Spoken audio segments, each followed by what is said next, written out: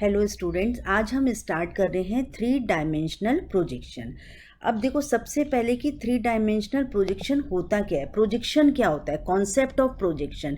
तो concept of projection का मतलब ये है कि जो हमारे को एक्चुअली ऑब्जेक्ट का जो इमेज दिखता है ना, that is the projection is nothing but a shadow of the object. यानी 3D को 2D में जो हम कन्वर्ट करते हैं उसे हम प्रोजेक्शन कहते हैं। ठीक है, अब यहाँ से हम देखते हैं नेक्स्ट आपका, इसमें जो इसकी इम्पॉर्टेंट टर्म्स हैं कि कौन कौन सी आती हैं, कौन कौन सी इसकी इम्पॉर्टेंट टर्म्स रहती हैं, इम्पॉर्टेंट टर्म्स। ठीक है, प्रोजेक्शन के अंदर फर्स्ट आ जाती है centre of projection. Centre of projection क्या आ जाएगा, the point from where projection is taken. It can either be light source और eye position, और आई पोजीशन। अभी डायग्राम में मैं और बना के दिखा दूंगी इसे आपको। सेकंड आ जाता है आपका projection plane. Projection plane, projection plane क्या होता है, the plane on which projection of the object is formed. And third आ जाएगा आपका projectors. Projectors, lines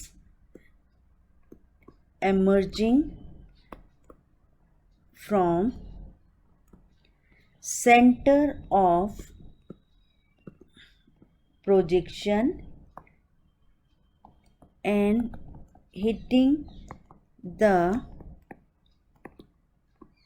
projection plane after passing through a point in the object to be projected, to be projected। ठीक है, ये तो इसकी important terms आ गई। Then next आ जाता है आपका कि प्रोजेक्शन कितने टाइप्स के होते हैं। तो हम इसको टू टाइप्स का करते हैं। एक होता है हमारा पर्सपेक्टिव प्रोजेक्शन और दूसरा होता है हमारा पैरेलल प्रोजेक्शन। तो इसके जो टाइप्स हैं आपके प्रोजेक्शंस के, फर्स्ट है आपका पैरेलल प्रोजेक्शन और सेकंड आ जाएगा पर्सपेक्टिव प्रोजेक्शन। तो पैरेलल प्रोजेक्शन, देखो ये अगर आपकी एक स्क्रीन है और स्क्रीन में यहाँ पर आपका जो इमेज है ना, तो इमेज कहाँ जाएगी, यहाँ बनेगी। तो पैरेलल प्रोजेक्शन सेम ऐसे ये इस तरह से बन जाएगा।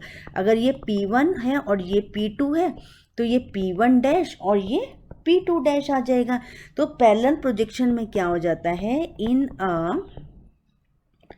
Parallel projection coordinate position are transformed to the view plane along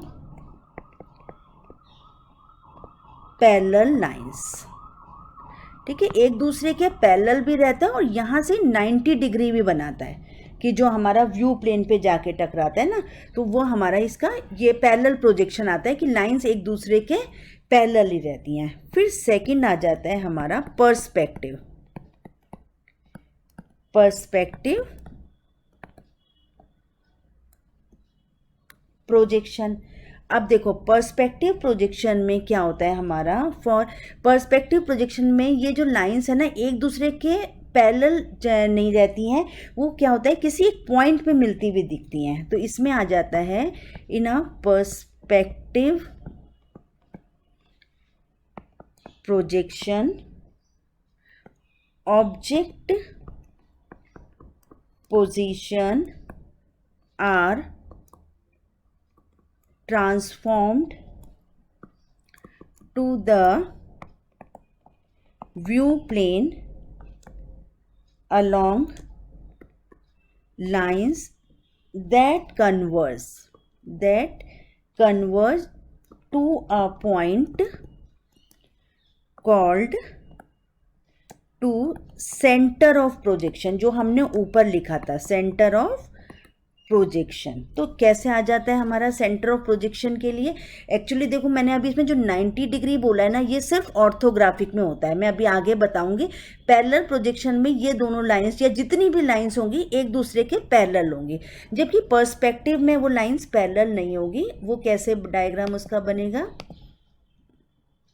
देखो, उसका डायग्राम बन जाएगा हमारा पर्सपेक्टिव के लिए। ये अगर आपने व्यू प्लेन कंसीडर करा है और यहाँ से हमारी कोई इमेज है, तो वो यहाँ से जाती है और फिर ये कहीं पीछे एक दूसरे से मिल जाता है, ऐसे इन्फिनिटी में जा कर के वो लगता है कि एक दूसरे से मिल रहा है। उसे हम बोल देते हैं सेंटर ऑफ प्रोजेक्शन।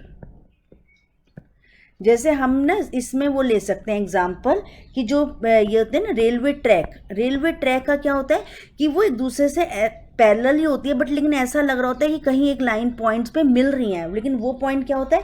वो इन्फिनिटी होता है। तो वो हमारा जैसे मिलता हुआ दिखता है ना, तो वो हमारे को सेंटर ऑफ प्रोजेक्शन अभी इसमें, वैसे वो पर्सपेक्टिव प्रोजेक्शन में हमारा वो आगे एक्सप्लेन कर दूंगी मैं से।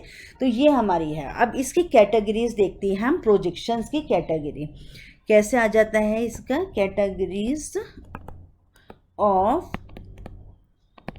प्रोजेक्शन, देखो इसमें क्या आता है हमारा। प्रोजेक्शन कितने टाइप्स के होते हैं? एक होता है हमारा पैरेलल प्रोजेक्शन और एक होता है पर्सपेक्टिव प्रोजेक्शन। ये है हमारा पैरेलल प्रोजेक्शन और ये है हमारा पर्सपेक्टिव प्रोजेक्शन। अब देखो, यहाँ से पैरेलल प्रोजेक्शन में भी 3 टाइप्स के आ जाते हैं। एक होता है हमारा ये ऑर्थोग्राफिक प्रोजेक्शन, ठीक है। दूसरा होता है एक्जेनोमेट्रिक प्रोजेक्शन, ठीक है। और एक थर्ड होता है हमारा ऑब्लिक प्रोजेक्शन। अब ऑर्थोग्राफिक तो उसमें कोई टाइप नहीं होता, बट एक्जेनोमेट्रिक के भी अगेन 3 टाइप्स के होते हैं। एक होता है आइसोमेट्रिक, एक होता है डायामेट्रिक प्रोजेक्शन और एक होता है ट्रायामेट्रिक प्रोजेक्शन। और ऑब्लिक प्रोजेक्शन में भी 2 टाइप्स के होते हैं। एक होता है कैवेलियर और दूसरा होता है कैबिनेट, ठीक है, कैबिनेट प्रोजेक्शन। और जो ये पर्सपेक्टिव प्रोजेक्शन है, पर्सपेक्टिव प्रोजेक्शन भी 3 टाइप्स के होते हैं। एक होता है हमारा 1 पॉइंट, एक होता है 2 पॉइंट और एक होता है 3 पॉइंट। तो इस तरह से हमारे ये इतने टाइप्स के ये प्रोजेक्शन हो गए। अब हम इसमें लेते हैं पैरेलल प्रोजेक्शन का। आपको मैंने बताया ये पैरेलल प्रोजेक्शन कि पैरेलल प्रोजेक्शन में लाइंस एक दूसरे से पैरेलल ही जा करके और स्क्रीन पे जो इमेज बनेगी वो भी, उसके पॉइंट्स भी एक दूसरे से पैरेलल रहते हैं। अब इसमें हम ले लेते हैं फर्स्ट ऑर्थोग्राफिक। अब ऑर्थोग्राफिक का देखो, ऑर्थोग्राफिक में अगर ये हमारी स्क्रीन है और यहाँ से हमारे प्रोजेक्टर्स के थ्रू ये जो लाइंस इसमें जा रही हैं व्यू प्लेन के ऊपर, ये लाइंस एक दूसरे से तो पैरेलल होंगी, साथ में ये जो एंगल बना रही है ना, ये एंगल भी क्या बनाएगा? 90 डिग्री बनाएगा। तो इसमें क्या होता है? It is a part of the parallel projection in which the centre of projection lie at infinity. In orthographic projection the projectors are perpendicular to the projection plane and hence true size and shape of the single plane face to an object is obtained. It is commonly used for engineering drawing. It is the projection on one of the coordinate plane, that is x equal to 0, y equal to 0 and z equal to 0. तो जबकि हमारा क्या था, perspective projection में actually एक point पर मिल जाती है वो, है ना, जो हमारी ये आई है। तो वो हमारा सेंटर ऑफ प्रोजेक्शन जिसे हमने बताया था। और इसमें क्या होता है, जो रेलवे ट्रैक वाला एग्जाम्पल है वो एक्चुअली वैनिशिंग पॉइंट के लिए रहेगा। और ऑर्थोग्राफिक प्रोजेक्शन जैसे कि हमारी क्या हो जाती है कि लाइंस एक दूसरे से पैरेलल ही रहती है ना, तो उसमें वो आपस में ऐसा लगता है कि कहीं पे मिल रही हैं, तो वो उसका सेंटर ऑफ प्रोजेक्शन होता है, उसे उसमें हम वैनिशिंग पॉइंट बोल देते हैं। तो ये जो लाइंस आती है ना ऑर्थोग्राफिक प्रोजेक्शन में, एक दूसरे से पैरेलल होती है और 90 डिग्री के एंगल पर होती है। अब यहाँ से इसमें क्या होता है, हमारी प्लेन x इक्वल टू 0 के लिए, जब हम x इक्वल टू 0 के लिए लेते हैं तो इसके लिए मैट्रिक्स आ जाती है हमारी 0 0 0 0 0 1 0 0 0 0 1 0 0 0 0 1। ठीक है, जब y के लिए हमारी आ जाती है y इक्वल टू 0 के लिए, तो हमारी आ जाएगी 1 0 0 0 0 0 0 0 0 1 0 एंड 0 0 0 1।